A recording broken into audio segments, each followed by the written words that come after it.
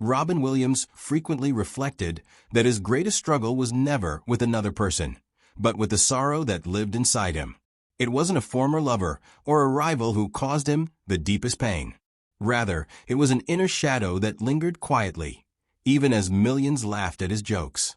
To truly understand the lifelong battle he faced, we must return to the very start of his journey, long before the spotlight found him, when he was simply a shy boy trying to figure out his place in the world. Robin McLaren Williams entered the world on July 21, 1951, in Chicago, Illinois. His father, Robert Fitzgerald Williams, held a high-ranking executive position at Ford Motor Company, and his mother, Lori McLaren, was a former model known for her bright wit and sharp humor. On the surface, his upbringing seemed privileged and comfortable. The family eventually moved first to Michigan and later to California. He was educated in private schools and had access to toys, books, and opportunities many children could only dream of.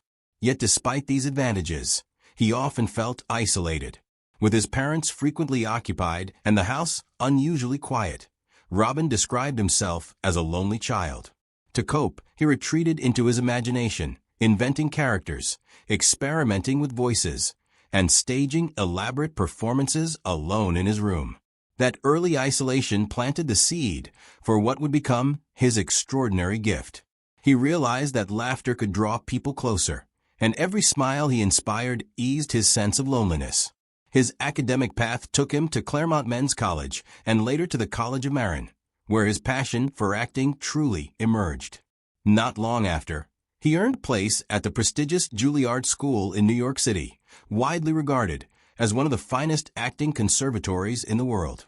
There, he studied under John Houseman and trained alongside Christopher Reeve, who would later gain fame as Superman. The two formed a deep friendship that lasted throughout their lives.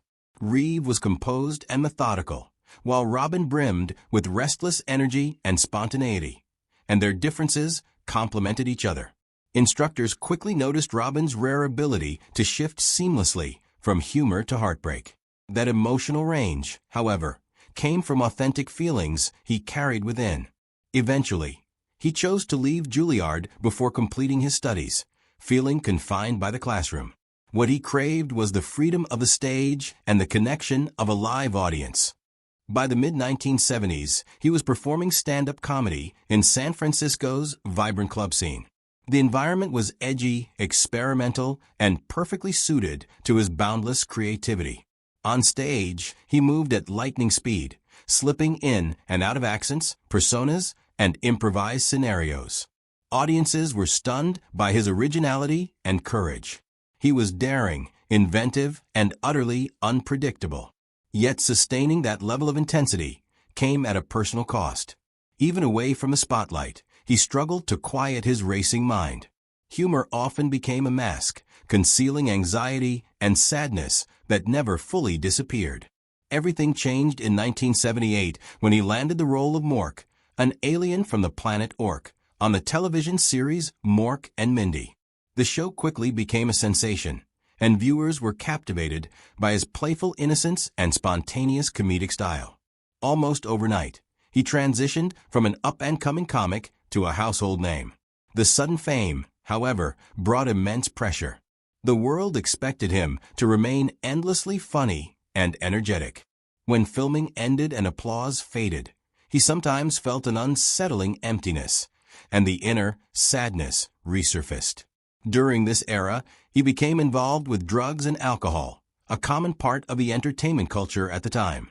The comedy circuit of the 1970s and 1980s was filled with late nights and excess. Though surrounded by people, he often felt alone.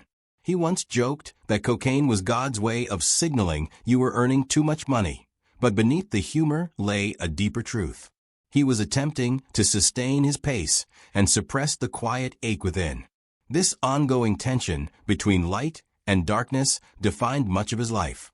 His deep sensitivity allowed him to connect profoundly with others, yet it also made him vulnerable to emotional overwhelm. Comedy was both his greatest strength and his protective armor. As the 1980s gave way to the 1990s, he expanded beyond comedy into more dramatic roles. In 1987, Good Morning Vietnam revealed his ability to blend humor with heartfelt emotion, earning him his first Academy Award nomination for portraying a radio DJ who uplifted soldiers during wartime. 2 years later, in Dead Poets Society, he played John Keating, a teacher who urged students to seize the day. The performance resonated deeply with audiences, reflecting his own understanding of longing for freedom and authenticity.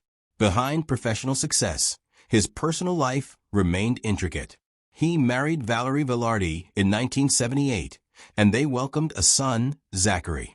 Fatherhood grounded him and brought immense happiness, but the strains of fame, travel, and addiction took their toll, leading to their divorce in 1988.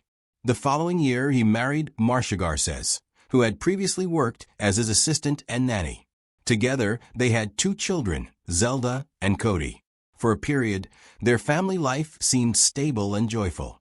They even collaborated on projects like Mrs. Doubtfire and Patch Adams. Still, depression found its way back into his life despite the laughter filling their home. Entering his 40s and 50s, he felt the constant demand to perform weighing heavily on him. Silence became unsettling, and self-doubt grew louder.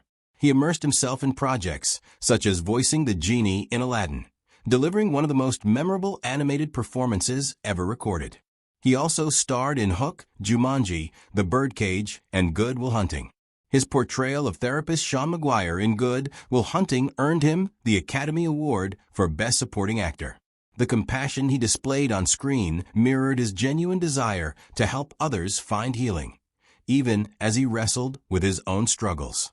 Despite acclaim, his internal battle persisted, marked by periods of sobriety and relapse, happiness and despair. He sought purpose in service, visiting hospitals, supporting charities, and surprising children in need. By the early 2000s, though wiser and more experienced, he continued to face challenges. After his second marriage ended, he married Susan Schneider in 2011. She stood by him as he began experiencing troubling symptoms, including anxiety, confusion, and physical changes doctors could not initially diagnose. Eventually, he was found to be suffering from Lewy body dementia, a degenerative brain disorder affecting memory, movement, and mood. He felt as though pieces of himself were slipping away, leaving him frightened and trapped. Even as his health declined, he continued to work and extend kindness to others. In August 2014, his life came to an end, sending shockwaves around the globe. His passing ignited important conversations about mental health, the burdens of fame, and the hidden pain behind public smiles. Fans revisited his films and performances, sharing stories of how his humor had carried them through difficult times. He was remembered not only as a brilliant entertainer, but as a compassionate human being who quietly visited hospitals, military bases, and shelters without seeking recognition. Spanning 4 decades, his career included unforgettable performances in Mrs. Doubtfire, Jumanji, Good Will Hunting, Dead Poets Society, The Birdcage, Patch Adams, Insomnia, and Aladdin. Through these roles, he offered comfort, insight, and laughter to millions. He spoke candidly about addiction and depression, urging openness and understanding. After his death, Susan Schneider revealed the extent of his illness, helping the world grasp the depth of what he had endured. He once remarked that those who feel sadness most intensely often work hardest to bring joy to others because they know the sting of feeling worthless. That sentiment reflected his essence. The very sorrow he battled shaped his empathy and creative brilliance. His life demonstrates that extraordinary light can emerge from profound darkness. Today, he is cherished not only for his artistry, but for his humanity. His films continue to inspire new audiences, reminding us that joy and sorrow often coexist. Ultimately, Robin Williams' life was a testament to love, for his family, his craft, and the countless strangers he touched. The sadness he confronted served as both burden and inspiration, fueling his compassion and creativity.